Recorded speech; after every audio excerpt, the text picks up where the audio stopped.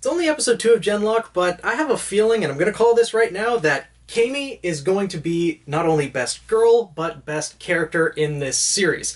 At least based on first impressions, but I'll get into that in a little bit. I'm going to say spoiler warnings for those who haven't seen episode 2 just yet. This will spoil the episode. I'll leave a link down in the description below. It should be released to the public within a few hours of this video being posted, so you can go there, watch it, and then come back. This episode starts off back in the boardroom, and we are introduced to what genLOCK actually is. Now, they have developed a method to actually digitize the human brain and transfer that data, that brain data, into the mech, which is known as a Holon. And that was what was piloted at the end of episode 1, with Julian piloting the blue one and Yasemin piloting the yellow one. Julian being the first person who was able to actually make phase 1 of genLOCK, that is, being able to digitize his brain and uploading it to connect with the Holon. And that is why they prioritized his rescue before anyone else's. Just before the war actually started, well, they made a breakthrough and realized that Julian was one of the only ones in the world compatible with the genLOCK program. Now, with that being the case, of course they prioritized his rescue. They were able to rescue him, and now here we are today. And that's pretty much all they go into at the beginning, and it cuts to Miguel Garza, as he is Julian's friend from 4 years ago and extremely happy that his friend's alive. So he actually goes to see Julian in his physical form, because on stage he was just as his hologram form, and we find out why. He's not able to leave his tank, because half of his body is gone. He doesn't have any legs. He got no legs, and he's missing an arm. They rescued him, but as we find out, they were not able to regenerate him. Apparently, regeneration like that is possible, according to Miguel. There have been cases, but as Dr. Weller points out, the Union nanotech, you know, that stuff that was the biohazard that was devouring human flesh and bone and killing a lot of people and soldiers there, yeah, that stuff apparently got to Julian. Even though it was deactivated, I guess it, before it was fully deactivated, maybe got to his legs and arm, and that's what got rid of or infected it and prevented the healing. Guessing the crash also had something to do with him losing his body parts. But he's stuck in that tube, they aren't able to regenerate him, and they don't know if they'll be able to. I wonder if at some point, because if this series continues going on to however many seasons, I'm guessing he might get even a mech body, or there might be a technological breakthrough where they might be able to overcome this nanotech and be able to regenerate him. It'd be nice to see, especially considering it's going to be kind of hard to develop the relationship between Miranda and Julian when there's a tank isolating Julian from everyone else. Yeah, he could go around as a hologram, but it makes it difficult for a relationship. But, you know, love conquers all, and we'll see what ends up happening. And that we learn a little bit more about the genLOCK program. The reason, again, why they saved Julian is because he's more rare than 1 in a million. And the reason for that is because to be compatible with genLOCK, you need a very unique nervous system. Now, I'm not sure how many people know too much about neuroanatomy and everything like that. Oddly enough, my studies in school are kind of branching from chemistry into neuroscience just a little bit, so I have a feeling I might like this series even for that aspect as well. But the nervous system actually encompasses all the different neurons and nerve endings that are throughout your body. So whenever you feel pain or heat, cold, and the signals are being sent from the sensory neurons all the way up to your brain to tell you that, okay, that hurts, that's hot, that's cold, things of that sort, that's encompassing the nervous system. And not only that, but the brain, to be compatible with genLOCK, needs a lot of neuroplasticity, which it doesn't really define it in the episode, but that just means that neuroplasticity is being able to learn and adapt to things that the brain experiences. And that explains why all of the people and the characters that we see who are genLOCK compatible are very young. We don't know the ages of everyone just yet, but Julian and Miranda are 25. Well, Miranda's not actually part of the genLOCK program, just member of the Vanguard, but Julian is 25, Camie is 17, and we don't know the ages of the other characters just yet. They look possibly a little bit older, but I wouldn't say anywhere over 30. And that's because children are able to learn better than than adults in general. And the more you continue learning, as long as you keep those neurons able to learn and doing things like that, then your neuroplasticity stays intact. It's kind of one of those use it or lose it type things. You're always able to learn, but as you get older, it becomes a lot more difficult to learn something, and you often have to relearn it. Whereas children, they pick up languages and experiences extremely quickly because their brains have a lot of neuroplasticity and they're able to adapt and learn. So this series is really, really good in that aspect. Rooster Teeth has done their research, and that explains why everyone is that age and how everything works. Now, we are then introduced to the new characters, or the other members of genLOCK, at least the ones that are genLOCK compatible. We are introduced to first person we see on the plane that's coming in is Cameron McLeod, Cammy, and she stands out among all of them in my opinion. She's got a mouth on her for sure, considering one of the first words out of her mouth is fuck, but, you know, being in a room with all of these other military personnel and the other recruits that are also there, there's Rob Sinclair, who's an American sniper. Also, Cammy is Scottish, a Scottish hacker as well, so she's not necessarily military personnel. And then there's Rob Sinclair, an American sniper, and then there's Valentina Romanisic. I'm not going to pronounce her last name. Dr. Weller couldn't even pronounce it in the show, so Valentina, who is a European or Ukrainian special ops unit focusing on stealth and sniping missions, and then we get Kazuida, who is Japanese. And one interesting thing that I absolutely love that Rooster Teeth did, Kazu don't speak English. He is completely Japanese, and he's just a Japanese military person, but he doesn't speak a lick of English. But it's shown that Valentina, in her eyes, there's something that automatically translates it. So for the rest of the series, we're going to be seeing everything that Ida says in subtitles. You know what? Completely fine with that. I watch a lot of anime, a lot of subtitles anyways. Some people who are used to Ruby or other American animated series may find that a bit difficult, but it makes a lot of sense, and I love the fact that they're doing this. Not only are they having it so that people are speaking different languages because they're from different parts of the world, but just the fact that they are different from different parts of the world. I've often had a bit of an issue with anime where there's been some rare trait that only a select few people have.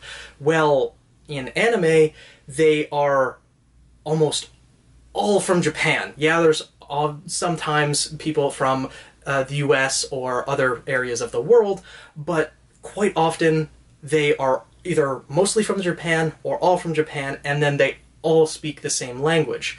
Now, with this series, Rooster Teeth is definitely going above and beyond in that aspect by having people from all over the world, throwing in their different accents. Granted, I don't really notice different Japanese accents that much, considering I don't speak the language, so there might be accents or different dialects in that case.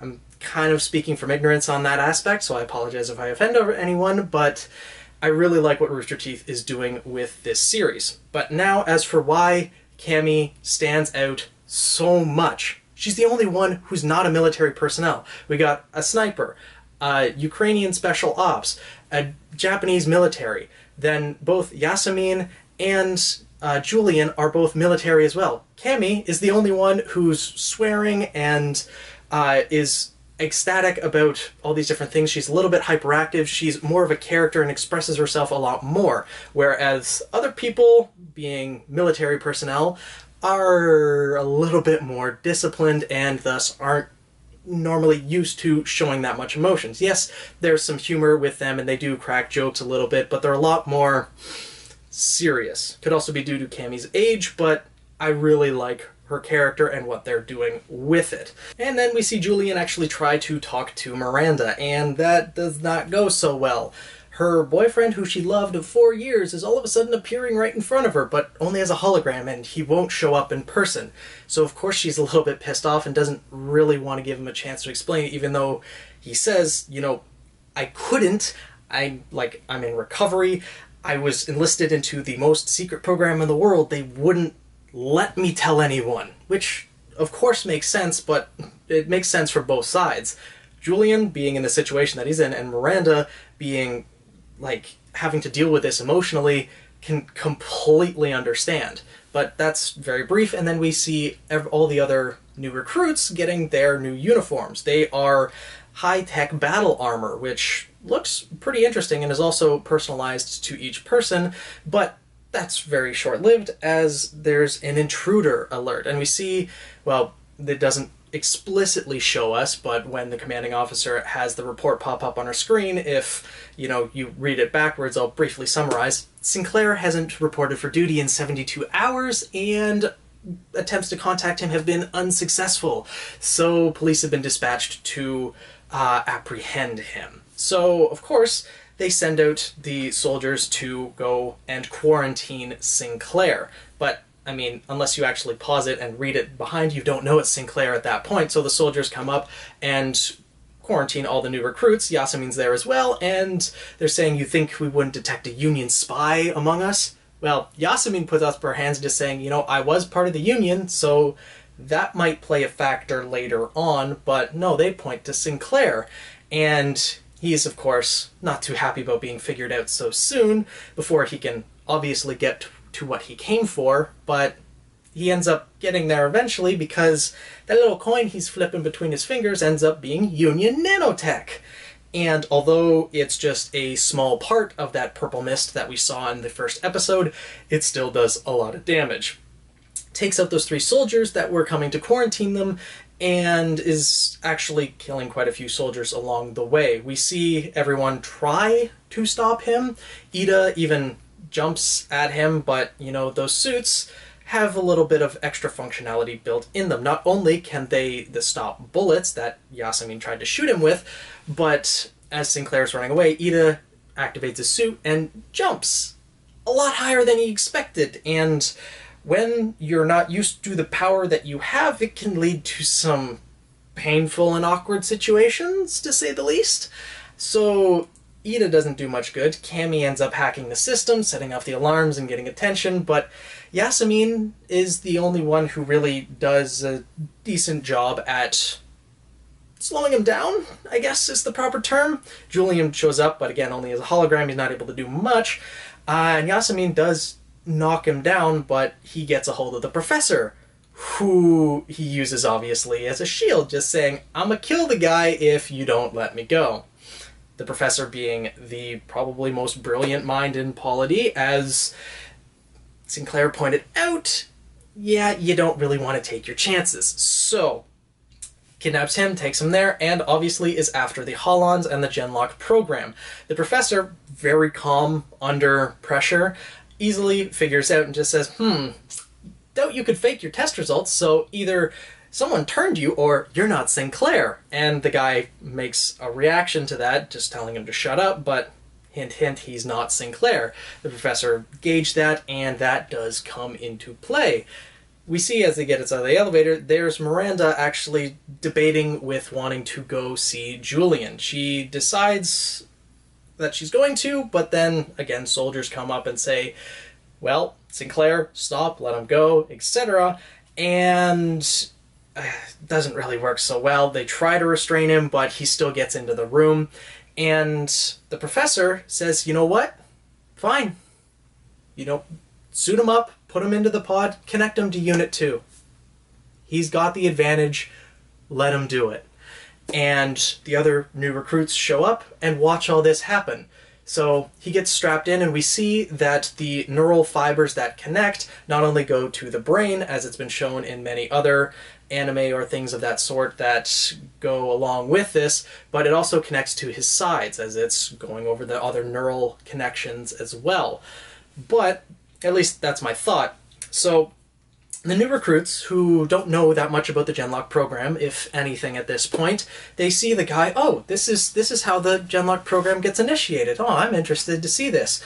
And this happens. Yeah. He gets bloodied up, and by the sound of the stereotypical flatline sound that you'd hear in a hospital when someone passes away, or in other anime of that sort, Sinclair's dead. Or at least the Sinclair imposter, and it's implied, at least, that the original Sinclair was killed and then this guy took his place. And this is where the episode ends with the professor asking, so, after seeing that, who wants to go next? Yeah. I mean, the humor in the show's kind of stale at times, but for the most part, it's actually pretty good. But I have a feeling that Sinclair's not actually dead, because he does appear in the opening of the series, standing in the background, so he's not one of the 5 main people who are piloting the actual Holons, but he's still there, so I'm guessing this imposter dying in episode 2 doesn't warrant being, not, dead center, but present in a substantial aspect in the opening. So I think Sinclair's going to show up maybe the end of season 1, and then he'll be added as the 6th genLOCK member at the end of season 2. Now, or at the beginning of season 2 or something along those lines. Now, with everything that's going on, there are only going to be 5 members of genLOCK. As I mentioned, as seasons go on, those numbers might increase because more people might be found to be compatible.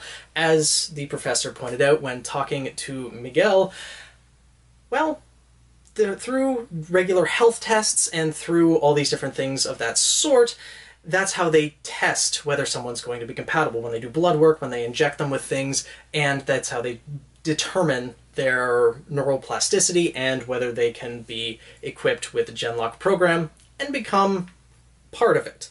Now, with there only being 6 that were determined to be compatible, that means that, well, that's all the polity side has at the moment. There could be more, and likely, with the polity side having 6, there's probably going to be an equal amount on the union side. That's my guess, at least. So if Sinclair actually succeeded in getting a Holon, because his body would have been left behind, so all they would have had to do, I guess, is walk in and just kill his body, and then the Holon would drop at that point too. Because, I get, that must be how it works, because it's not like they just clone his mind and transfer it over. It seems like they actually digitize it and transfer it over, because the Holon is active and the body's asleep, and when the body's active, the Holon is asleep. So, I don't know what exactly his plan was there, but I guess he had some idea. Not that we'll ever find out what it is. Another interesting thing that happened in this episode was that Phase 1 of genLOCK was considered just being able to digitize your brain and connect with the Holon, being able to upload yourself to it. So what would Phase 2 and beyond be? Well, I'm guessing that part of that is going to be being able to adapt to new changes to the Holon. Like we see in the actual opening, there's new things that are going to be added in. It looks like Valentina's going to get some cloaking capabilities. Ida is going to be getting a heavy mech that is going to be used for frontal combat. It has blades attached to it and is a lot, as I mentioned, heavier than the rest of them. I'm guessing Cammy's probably going to get some robotic technology added to hers. Not really sure what additions were made to Yasmin's, and it looks like with Julian's, his is going to be able to fly, and if everything has to adapt to your own body's neural network and nervous system, well, that explains the plasticity as well. It's going to be learning from its new experiences, and that's maybe going to be an episode or 2 in and of itself of them learning to use their new capabilities, as the Holons are equipped with new methods of battle and tactics that will suit each person's experiences. As we already mentioned, Valentina likes battles that she can win. She's used to stealth and analyzing the situation, getting close and assassination. Then there's Ida, who looks like he's a little bit of a rowdy guy and would just like to go in and destroy. Julian, of course, being a fighter pilot, would like to fly and attack from the sky. It's what he's used to. And Cammy, being a hacker, there's probably going to be something associated with that. We don't exactly know what Yasmin's is. It's stated that she's a pilot as well. I don't know if she's a fighter pilot or if she's just a mech pilot or something. We really only know that she has been associated with the Union and a couple other little things about her personality, and not much other than that. Of course, we're going to figure out more later on. This is only episode 2, so let me know what you guys think down in the comments below. It was a pretty interesting episode with some interesting things, especially with showing us what Chase's body is.